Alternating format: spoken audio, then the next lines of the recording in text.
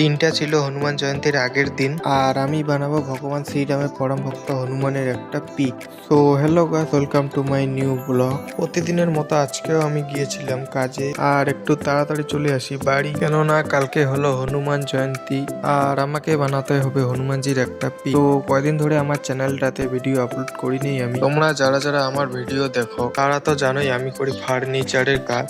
আর কয়দিন ধরে কাজের এত পরিমাণ চাপ ছিল যে থেকে বাড়ি ফিরতে ফিরতে হয়ে যায় আমাদের রাত 12টা, আর কাজে যাই সকাল 9টায়। ভিডিও এডিট করার মতো কোনো সময় থাকে না। তো শ্রীরামের পরম ভক্ত হনুমানের জন্মদিন, সেদিনও আমাকে যেতে হবে কাজে। তাই আমি ভেবেছিলাম যে আগের দিনই একটা ফটো বানাবো।